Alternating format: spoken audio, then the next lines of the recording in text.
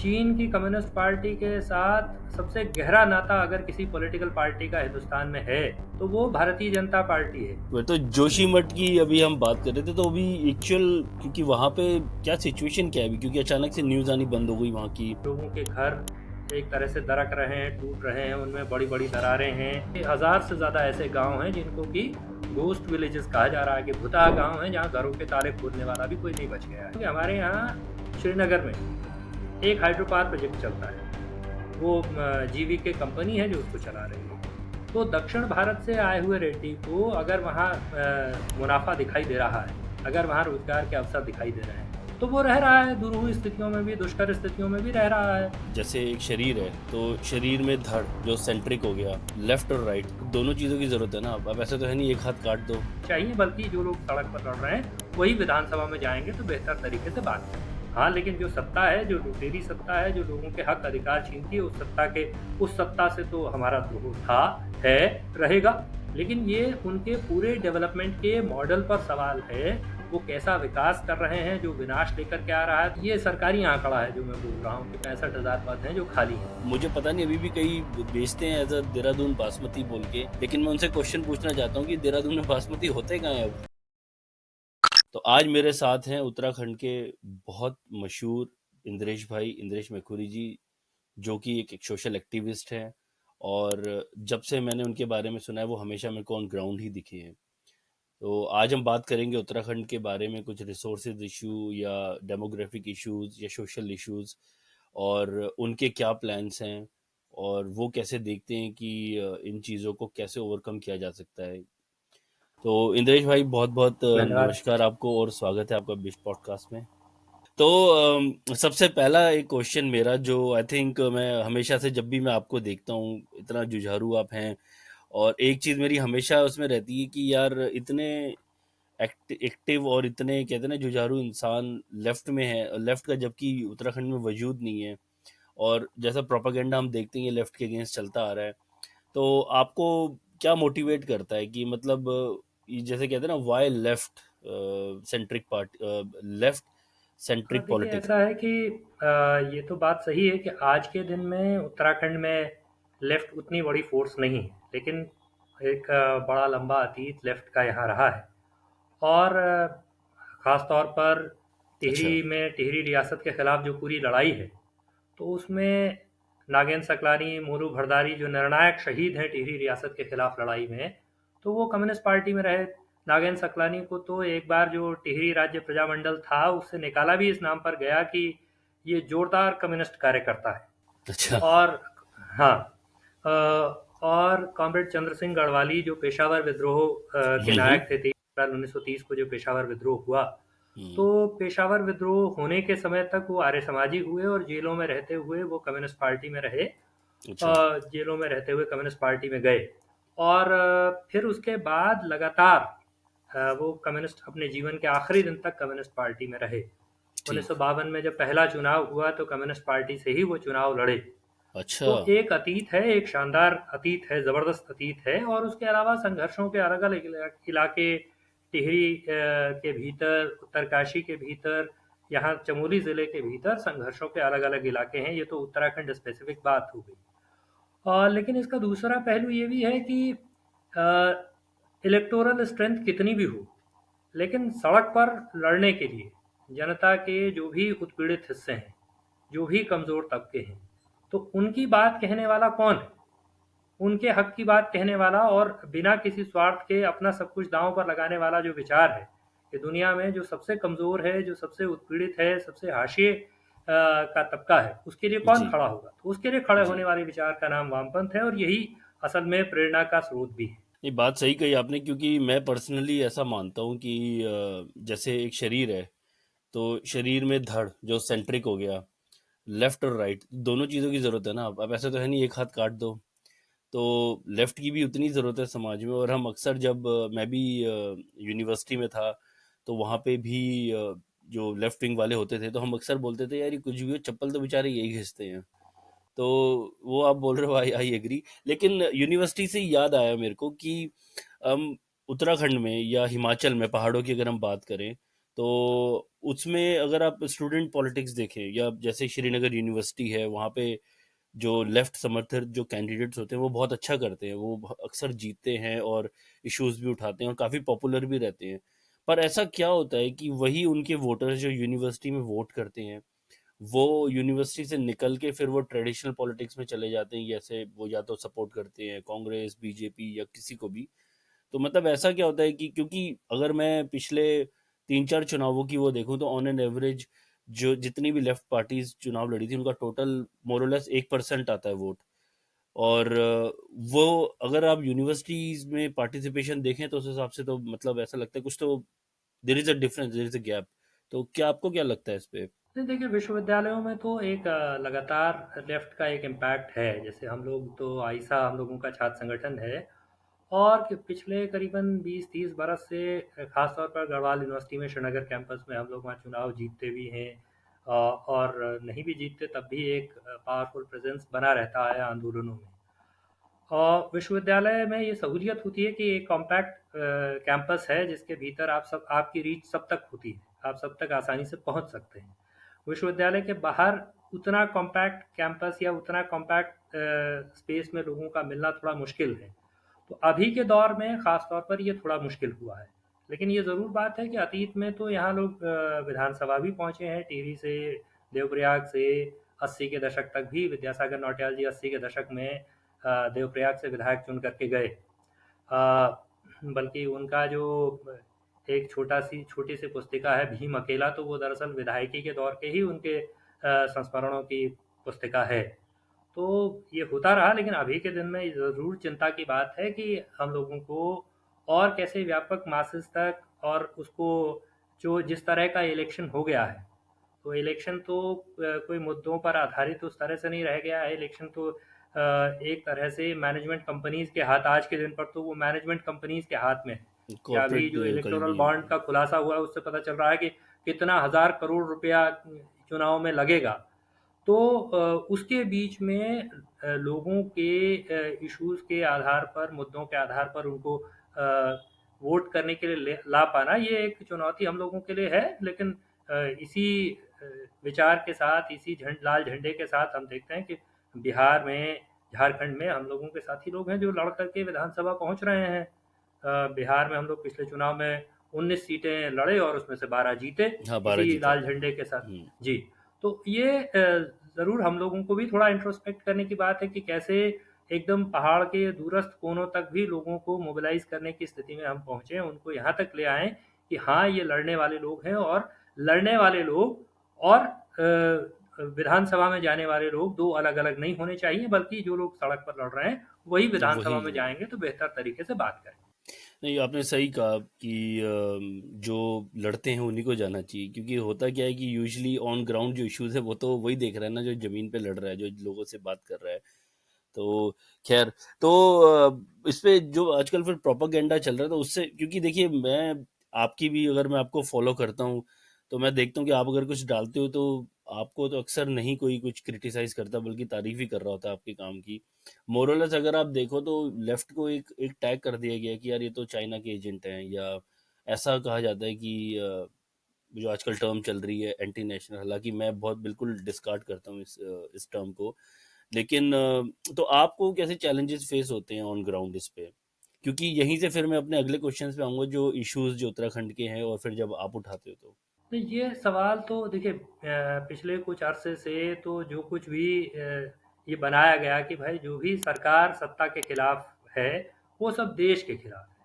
तो असल में हमने तो कहा इस बात को लगातार कि भाई देश की सरकार होती है, सरकार का देश नहीं होता है।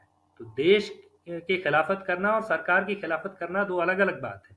बल्कि अगर आप देशभक्त हैं तो आपका काम है कि आप अपनी सरकार की आलोचना करें। तो एक बात। दूसरी बात, जो ये सब चीन और ये सब की बात होने लगी, होती रहती है बीच बीच में, तो आज के दिन पर तो आप देखेंगे कि चीन की कम्युनिस्ट पार्टी के साथ सबसे गहरा नाता अगर किसी पॉलिटिकल पार्टी का हिंदुस्तान में है, तो वो भारतीय जनता पार्टी है। उनके सबसे ज़्यादा लोग लगातार चीन जाते हैं, चीन की यात्रा करते हैं। नारियल पानी इवन पिलाते चीन हैं। की कम्युनिस्ट पार्टीज़ की जो नेशनल स्कूल्स हो रहे हैं, उनमें भाजपा के लोग गए हैं पिछले कुछ सालों, पिछले एक दशक में तो।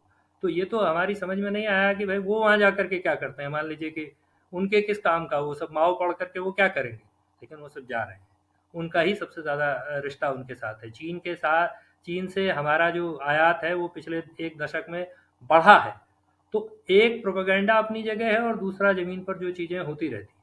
और अगर हम ये कह रहे हैं, हमने जैसे जोशीमठ के समय भी कुछ लोगों ने मुझसे ये सवाल पूछा, एक राष्ट्रीय अखबार के संपादक ने मुझसे कहा कि ये तो कह रहे हैं कि भाई चीन के पक्ष में आप हैं इसलिए ऐसा कह रहे हैं। हमने कहा अगर हम ज़मीन बचाने की बात कर रहे हैं तो हम चीन की ज़मीन बचाने की बात नहीं कर रहे हैं, हम इसी सही देश की बात है ज़मीन सर। बचाने की बात कर रहे हैं। एक पूरा इलाका अगर ध्वस्त हो जाएगा तो इससे देश कमज़ोर होगा कि मजबूत होगा? तो इससे देश कमज़ोर होगा। तो हम तो इस देश में जो भी उत्पीड़ित हैं, जो भी हाशिए पर हैं, उनके पक्ष में खड़े हैं। तो इसको ही अगर ये कहा जाता है कि भाई इसको एंटी नेशनल कहा जाता, तो देश के विरोधी तो हम नहीं हैं। हाँ, लेकिन जो सत्ता है, जो लुटेरी सत्ता है, जो लोगों के हक अधिकार छीनती है, उस सत्ता से तो हमारा द्रोह था, है, रहेगा। आजकल के जनता को ये पता नहीं है कि शहीद भगत सिंह जी भी वो भी लेफ्टिस्ट थे। जी। तो अक्सर आप जैसे कभी मेरी कहीं बात होती है, मैं उन्हें बताता हूँ आपको पता है कि भगत सिंह भी लेफ्ट है, कहते हैं यार तुम कुछ भी बोलते हो। तो मतलब वो थोड़ा सा ना आजकल थोड़ा ज्ञान का अब अभाव वो तो है तो ही ये। वो पाश की एक कविता है, मतलब और ये तो बड़ा प्रचलित किस्सा है कि भाई जब उनको फांसी की सज़ा हो रही थी तो उससे पहले जब जेलर आया तो उन्होंने कहा कि भाई चलो, तो इन्होंने कहा कि ठहरो, अभी एक क्रांतिकारी दूसरे क्रांतिकारी से मिल रहा है, भगत सिंह ने जेलर से कहा। हाँ। और फिर दो पन्ना पढ़ा, वो किताब मोड़ी तो वो लेनिन की जीवनी थी। तो वो पाश की कविता का अंश है। वो कहते हैं कि जिस दिन फांसी हुई उसे, उसकी कोठरी में लेनिन की जीवनी का पन्ना मुड़ा हुआ पाया गया। पंजाब की जवानी को उस मुड़े हुए पन्ने से चलना है आगे, बढ़ना है आगे। तो पंजाब की वाह। जवानी को ही नहीं, हिंदुस्तान की जवानी को भी उस मुड़े हुए पन्ने से चलना है आगे, बढ़ना है आगे। वह तो जी। जोशीमठ की अभी हम बात कर रहे थे, तो अभी एक्चुअल क्योंकि वहाँ पे क्या सिचुएशन क्या है अभी, क्योंकि अचानक से न्यूज़ आनी बंद हो गई वहाँ की। और आपने काफ़ी वो करा, तो क्या इश्यूज आपको लगे वहाँ, तो क्या उसका समाधान है लोगों का आगे, क्या कैसे लोग वहाँ पे रह पाएंगे, रिस्क है अभी भी? हाँ, देखिए इसके दो पहलू हैं। एक तो तात्कालिक रूप से जो वहाँ हो रहा है कि भाई ज़मीन धंस रही है, लोगों के घर एक तरह से दरक रहे हैं, टूट रहे हैं, उनमें बड़ी बड़ी दरारें हैं, ये सब तमाम चीज़ें हैं। और वो साल भर के बाद भी कोई ठोस समाधान सरकार ने उसका किया हो तो ऐसा नहीं हुआ हम्म। अभी भी। और वहाँ जो हमारे साथी हैं, ख़ास तौर पर कॉमरेड अतुल सती हैं, जो जोशीमठ बचाओ संघर्ष समिति के संयोजक हैं, तो वो लगातार पिछले 1 बरस से लोगों को मोबिलाइज़ करके और जो सबसे कमज़ोर तबके के लोग हैं, उनके साथ खड़े होकर के, ताकि उनका नुकसान ना हो, सरकार, शासन उनकी भी सोचे, तो ये प्रैक्टिस, एक कोशिश लगातार वहाँ है। लेकिन इसका दूसरा जो पहलू है, वो दूसरा पहलू तो असल में जो हमारे यहाँ डेवलपमेंट का मॉडल है, जो विकास का मॉडल हमारे यहाँ खड़ा किया गया राज्य बनने के बाद, जो एक तरह से बड़ी पूंजी के पक्ष में खड़ा हुआ मॉडल है, जो बड़े ठेकेदारों के पक्ष में खड़ा हुआ मॉडल है, जो एक तरह से प्रकृति पर, पर्यावरण पर, पारिस्थितिकी पर हमला बोलता है, उसके साथ सामंजस्य नहीं बैठाता, बल्कि उसको जीत लेने की कोशिश करता है, उस पर हमला करता है। उसके नतीजे में तबाही वो लोग भुगतते हैं जिनका कि उससे कोई कोई लेना देना नहीं होता। तो हम्म। जोशीमठ में भी जो वो एनटीपीसी की परियोजना है, तपोवन विष्णुगाड़ परियोजना, जिसको अरसे से बनाने की कोशिश है, 2003-4 से उसको बनाने की कोशिश चल रही है, और आज के दिन पर 2020 बरस बाद भी वो परियोजना नहीं बनी है। और 2003-4 में ही आप सोचिए कि कॉमरेड अतुल सती ने, हम लोगों ने, हमारी पार्टी सीपीआईएमएल ने ये कहना शुरू किया कि भाई इससे नुकसान होगा, ये तबाही होगी। और आप सोचिए 20 बरस बाद वो सब दिखाई दे रहा है, 2023 आते आते वो साफ साफ दिखाई दे रहा है कि वो तबाही है। और आज भी सरकारों की जो उनका प्राथमिकता है, प्रायोरिटी है, वो प्रायोरिटी परियोजना को लेकर के, उस परियोजना का कैसे बचाव किया जा सके, उसके पक्ष में कैसे उतरा जा सके, ये सबसे ज़्यादा प्रायोरिटी है। क्योंकि असल में वो भी समझते हैं कि कोई एक परियोजना का मसला हो तो एक परियोजना बंद की जा सकती है, लेकिन ये उनके पूरे डेवलपमेंट के मॉडल पर सवाल है। वो कैसा विकास कर रहे हैं जो विनाश लेकर के आ रहा है, तो वो बिजली परियोजना बनाते हैं तो उसी विनाशकारी फॉर्मूले से बनाते हैं, वो सड़क बनाते हैं तो उसी विनाशकारी तरीके से बनाते हैं। पिछले साल हम लोगों ने सिलक्यारा में देखा, उत्तरकाशी में, कि कैसे लोग टनल के भीतर फंसे, वो रेलवे लाइन बनाते हैं तो उसी तरह से एकदम बड़े पैमाने पर डायनामाइटों से ब्लास्ट करते हुए, एकदम बिना स्थानीय लोगों को की के संसाधनों का, उनके जंगल, ज़मीन, पानी की परवाह किए बगैर कि उनका क्या होगा, इस तरह से करते हैं। तो ये असल में अगर ये विकास का मॉडल चलेगा तो ऐसे जोशीमठ पनपते रहेंगे, लगातार ये त्रासदियों को हमको झेलते रहना। हाँ, हमने भी जैसे बचपन में भी हम गाँव जाते थे तो लैंडस्लाइड्स होती थी, पर ऐसी इतनी ज़्यादा नहीं होती थी, या जंगलों की आग। आजकल तो जंगलों की आज का सीज़न है कि 15 फरवरी हुई और चलो जब जंगलों की आग लगने वाली है। अब ये भी किसी को इसमें पढ़ना चाहिए कि ऐसा क्या हो गया अचानक कि 15 फरवरी के बाद से ही जंगलों की आग लग। आप जॉब्स के बारे में कैसे देखते हो उत्तराखंड में पोटेंशियल? क्योंकि मुझे तो ऐसा लगता है कि उत्तराखंड अभी तक अंडररेटेड है। अगर चलो रिलीजियस टूरिज्म को अगर हम थोड़ा साइड करें, तो अभी तक उत्तराखंड को अंडररेटेड रखा गया। जो जो उत्तराखंड का पोटेंशियल है, मैं देखता हूँ, कई जगह जाता हूँ, वहाँ अगर छोटे से भी, यहाँ पे यूरोप में छोटी सी भी पहाड़ी होती है तो वहाँ की लोकल काउंसिल उनको as a hike centre, as a trekking, camping, मतलब वो बस कहते हैं ना कि एक तो आप प्रमोट कर रहे हो एरिया को, उसकी डेवलपमेंट हो रही है, लोगों को रोजगार मिल रहा है जो लोकल हैं आसपास, प्लस आप इनकम जनरेट कर रहे हो। तो आपके क्या ऐसे क्या प्लान्स हैं, कुछ आप बताएं कि आपके सजेशंस। देखिए ऐसा है कि असल में तो जब हमने अलग राज्य बनाया, तो अलग राज्य का मतलब ही ये था कि हम स्थानीय स्तर पर चीज़ों को सोचें। हम ये विचार करें कि भाई जो हमारे यहाँ टूरिज़्म भी है, जो हमारे यहाँ दूसरी चीज़ें हैं, या यहाँ तक कि हम तो ये समझते हैं कि जो हमारे यहाँ हमारी दुरूहता भी है, हमारी दुष्करता भी है, उसको भी हम अ, उत्तराखंड की बेहतरी के लिए इस्तेमाल करें। लेकिन ये अफ़सोस की बात है कि उत्तराखंड में जो सरकार बनी, जो सरकारें एक के बाद एक आईं, उनके लिए ये सब चीज़ ही नहीं थी।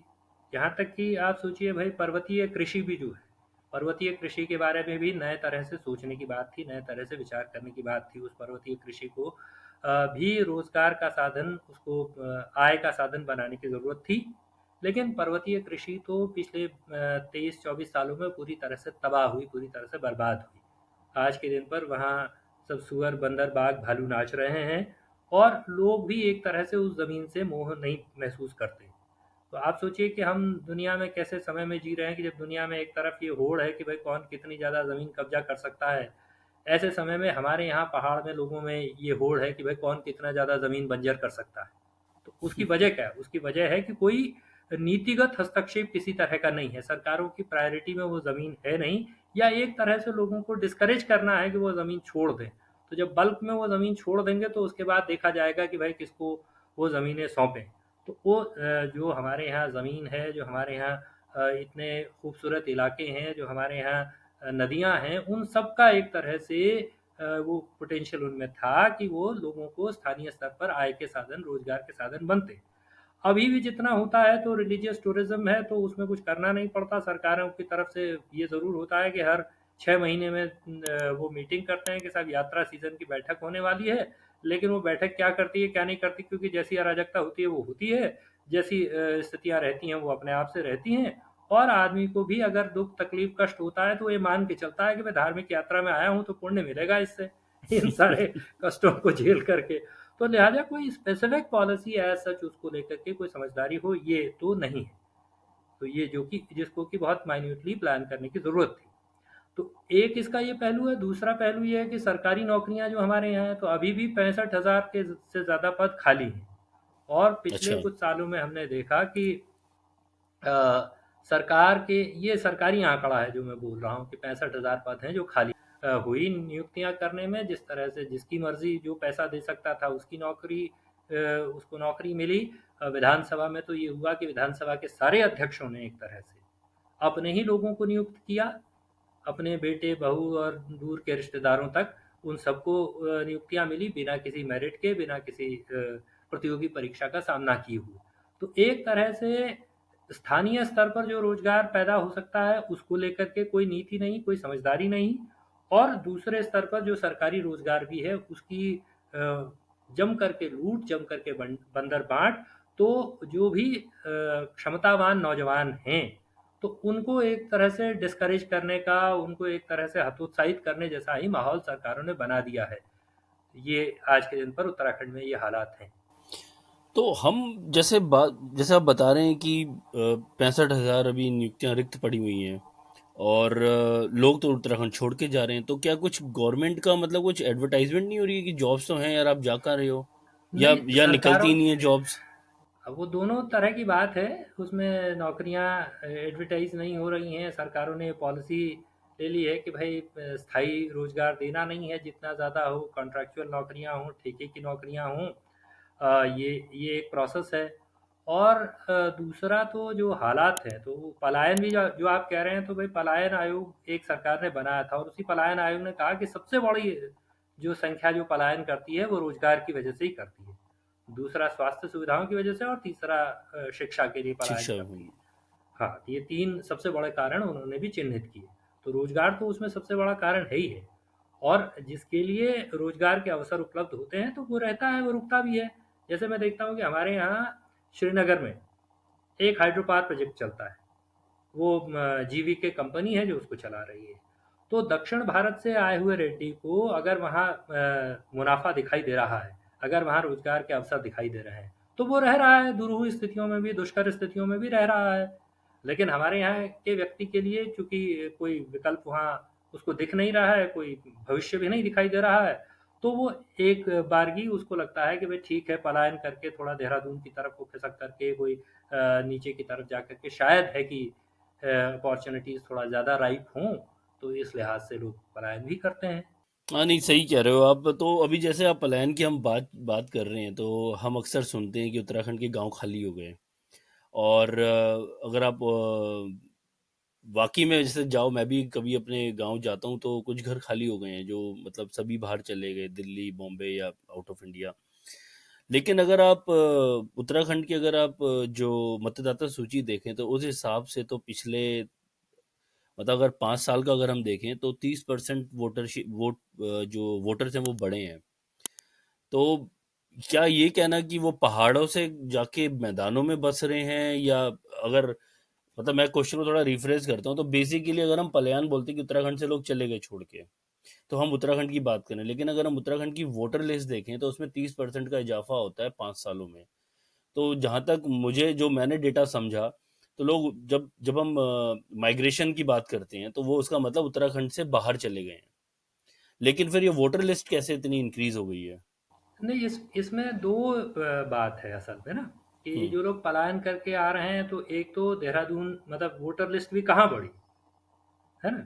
तो वोटर लिस्ट भी बढ़ी देहरादून में या हल्द्वानी में या ऐसे शहरी केंद्रों पर ही वहाँ बढ़ेगी। ये और गांव, जो एक और है वो जो जहाँ पे मैं थोड़ा सा नाम भूल रहा हूँ, हाँ, नहीं, क्या है वो, रुद्र प्रताप नगर है कौन सा, हल्द्वानी के पास जहाँ सारी रुद्रपुर, फैक्ट्रीज हैं? रुद्रपुर, रुद्रपुर उधम वहाँ सिंह नगर। देहरादून डिस्ट्रिक्ट के हाँ, बाद रुद्रपुर हाँ, डिस्ट्रिक्ट हाँ, में हाँ। हम। तो ये आप इसको समझिए कि भाई देहरादून से, और देहरादून लोग आए बड़े पैमाने पर, ऐसी तमाम शहरी केंद्रों में, हरिद्वार में, रुद्रपुर में, हल्द्वानी, मैंने आप समझिए कि भाई इधर गढ़वाल क्षेत्र के सारे नेताओं का ठिकाना भी एक तरह से, हमारे जो पॉलिटिकल लीडर्स हैं उनका ठिकाना देहरादून है। और कुमाऊं मंडल के सारे नेताओं का ठिकाना एक तरह से हल्द्वानी है। जो भी पॉलिटिकल लीडर्स हैं, आप हर गली में जा कर के उनके घरों के बोर्ड पा सकते हैं। तो ये एक पलायन की स्थिति ये है। और बड़े पैमाने पर, ख़ास तौर पर 2021 में तो जनगणना हुई नहीं, 2011 में हुई थी। तो 2011 की जनगणना ने पाया कि पौड़ी और अल्मोड़ा ऐसे ज़िले हैं कि जिनकी पॉपुलेशन ग्रोथ ग्रोथ की रेट नेगेटिव में चली गई, हम्म। नकारात्मक हो गई, है ना। उस समय ये हुआ। और बड़े हज़ार से ज़्यादा ऐसे गांव हैं जिनको कि गोस्ट विलेजेस कहा जा रहा है, कि भुता गांव हैं जहां घरों के ताले खोलने वाला भी कोई नहीं बच गया है। कोई नहीं बचा। तो असल कारण तो ये, अगर ये पलायन है तो इसका असल कारण, जैसा मैंने पहले भी कहा कि भाई वो सरकार के बनाए हुए आयोग ने बता दिया कि रोजगार के अवसर नहीं है, स्वास्थ्य सुविधाएं नहीं हैं। सारे अस्पताल हमारे यहाँ रेफरल सेंटर्स हैं, एक तरह से उसका नाम प्राथमिक स्वास्थ्य केंद्र है कि उसका नाम श्रीनगर में जो मेडिकल कॉलेज है वो है, लेकिन वो सारे रेफरल सेंटर्स हैं। वो कहते हैं रेफर टू हायर सेंटर है। मेडिकल कॉलेज से कहाँ refer to higher centre, medical college से कौन हायर सेंटर है उससे ऊपर। हम्म। लेकिन लोगों को इस तरह से आगे वो रेफर करते रहते हैं, तो आगे बढ़ाते रहते हैं, तो फाइनली स्वास्थ्य सुविधाओं की तलाश में या रोजगार की तलाश में लोग मैदानी इलाकों में उतरते हैं। बड़े पैमाने पर देहरादून में या ये जो शहरी केंद्र हैं उनमें रह रहे हैं, उनमें आ रहे हैं। इसमें सवाल असल में जो है, जिस पर विचार कम किया जा रहा है, जिस पर सोचा नहीं जा रहा है, वो ये है कि असल में हम ये कैसा उत्तराखंड बनाएंगे, कैसा उत्तराखंड बना रहे हैं। ये सवाल हम पिछले कई सालों से लगातार इसको जगह जगह उठाते रहे हैं कि ये कैसा उत्तराखंड होगा जो सिर्फ 10-15 शहरों में रहेगा, सारे के सारा। क्या यह संभव है? आखिरकार उन शहरों की भी तो अपनी भार वहन करने की क्षमता, जिसको कि कैरिंग कैपेसिटी हम कहते हैं, वो क्षमता होगी। वो भी तो एक लेवल पर आकर के होगा कि भाई इससे ज़्यादा लोग तो यहाँ नहीं समा सकते, यहाँ नहीं अटा पाएंगे इससे ज़्यादा लोग। लेकिन ऐसा हो नहीं रहा है, ऐसा सरकारों की चिंता में भी नहीं है, उनके लिए ये सोच विचार का प्रश्न भी नहीं। और इसके चलते ये हुआ कि एक ज़माने में आप सोचिए कि भाई देहरादून की एक ज़माने में ये खासियत थी कि वो बासमती के लिए जाना जाता था, वो लीची जी। के लिए जाना जाता था। आज के दिन पर वो सारे जो जिन खेतों में बासमती उगती थी, उन सारे खेतों में मकान उगाए हैं, है ना? और उसमें ज़मीन के नाम पर जितने बड़े लेवल पर फ्रॉड, कि कौन किसको किसको ज़मीन बेच दे रहा है, ये सबसे कॉमन स्थितियां हैं कि एक आदमी एक ही ज़मीन कितने लोगों को बिक जा रही है, उसका कोई हिसाब नहीं है। तो ये नए तरह के कॉम्प्लेक्सिटीज़ पैदा होंगी उसके चलते।